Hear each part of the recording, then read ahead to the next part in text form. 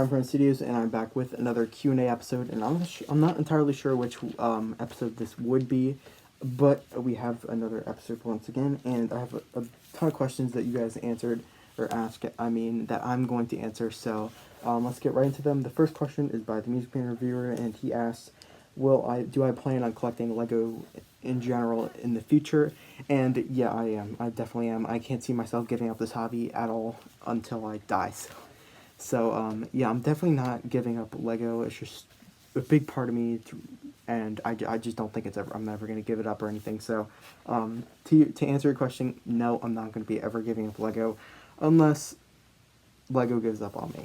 So, the second question is also asked by the Music Man Reviewer, and he says, thoughts on third-party sellers such as eBay, Mercari, and Bricklink, and I think they're all good. Obviously, with at least eBay, I have no experience with Mercari, but I know there are similar things.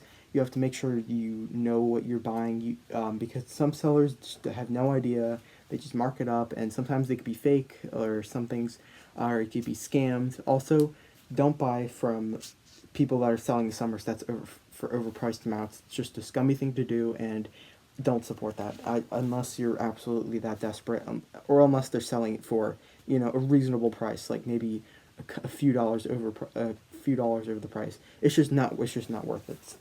To pay $60 for 5 Battle Pack, unless you really want to get at least one. But it's just not a really good idea. Don't recommend doing that. Bricklink is a bit safer and also they have buyers back insurance and stuff. And yeah, so you just need to know what you're buying when you're using those. I've never bought anything off of Bricklink. I am going to soon.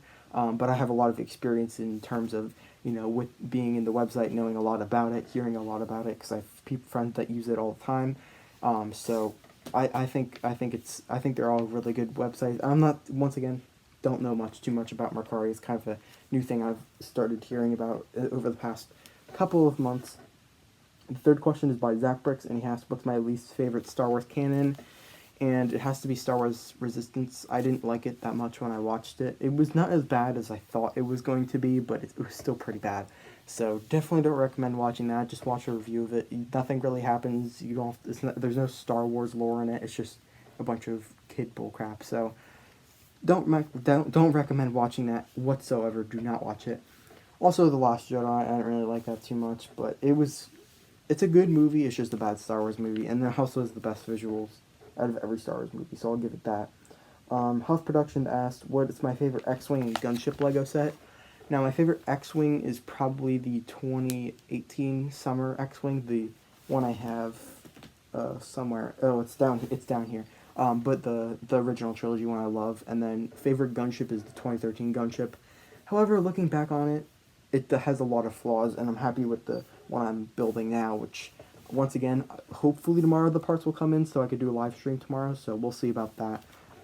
But yeah, those are my favorite gunship and X-Wing sets. The Music Man Reviewer asked, what do I think of that Lego could do to improve in the future? And there's a couple things. Minifigure-wise, they could add more arm printing, maybe side leg printing. I would really think that would... I know they do arm printing now, but for figures that really need it, like especially a lot of Marvel figures now, they have been doing it with Marvel figures, but I feel like just doing arm printing or dual molding the arms will definitely bring a long way with the figure, and I think it'll look really good.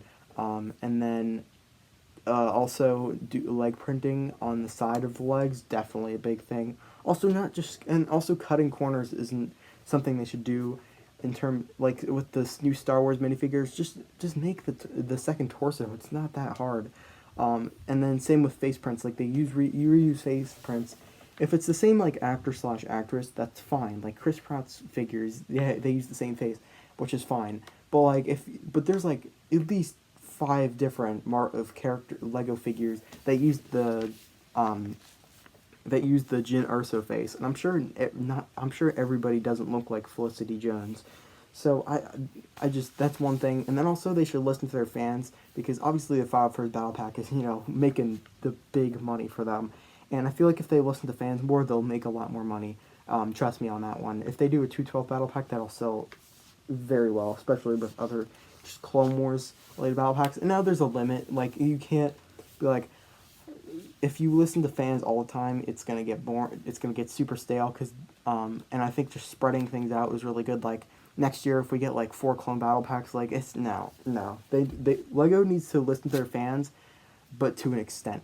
Like they're doing the gunship, they're doing the five. They did the Favorite battle pack, and it's currently being released. But I just think they should listen to fans a bit more. And obviously and sometimes I feel like the community as a whole knows more about Lego than people that work for Lego, and everything, because they're consumers of the product. Jedi Bob asked, "What's my first Lego set?" And there's a couple different answers I would give to that question. Now, if someone were to ask me, and I really don't have too much time to explain it, I would just say the 2009 Clone Walker Battle Pack thing. That's the first Star Wars set I've at least gotten, and the first one I bought on my own. However, when I grew up, maybe about 2006, 2007, I was given my father's old 1980s space sets, so I had like almost had the entire theme, and it's really cool. So I would say those are my favorite sets. However, I'm not sure which one was my first, because I was just given this entire huge bin of them, so I got a lot of first sets. And then James Lapon asked, "How many 501st battle packs will I be picking up?" And there's no real answer for that. I don't feel like there's a real answer for everything. I definitely want to have a minimum of 10 before the set retires. I think having 1 or 2 sealed, it would be nice as well. And who knows? I don't know if it'll go on sale, if it'll give it back in stock, how popular it'll be, different things like that. And at least when it first comes out, when I first be able to get it, I'll get maybe 2, 3, 4, around there, hopefully. And then for my clone base, I want at least 8, possibly a minimum of 8. I want a minimum of 8 for my clone base. Jedi Rob asked, "What's my favorite Lego Star Wars set?"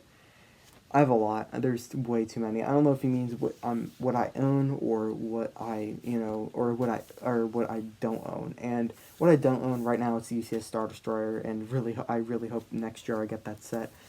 If I end up deciding that too, I'm still kind of deciding between the Falcon. We'll see. I really don't think I should get the Falcon.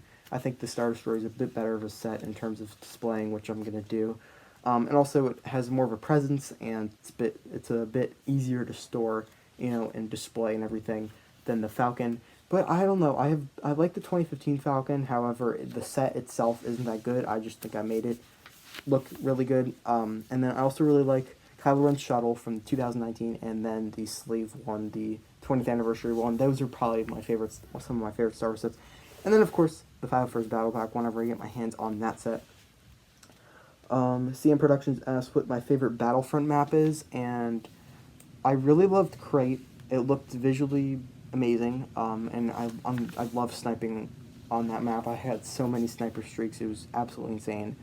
Then I really liked Scarif as well. I don't know, I think I like the 2015 Battlefront version of Scarif a bit more. And I also like Fallujah a lot too. That map is absolutely amazing. And then Endor. But I've always liked Endor, and I think the one in the 2015 Battlefront looks a lot better as well. So that's my answer on my favorite Battlefront map. CM Productions then asked, "What's my favorite Clone Legion?" 501st, and I really do love the 212 and 332nd. Not as much as 212. So yeah, that is it for this video, guys. Hope you guys all enjoyed, and I will see you next video. Goodbye. Oh, and remember to ask questions in the comments below, or on my Discord server in the Ask Ryan Studios channel, and you could possibly get your question answered in the next one. See ya.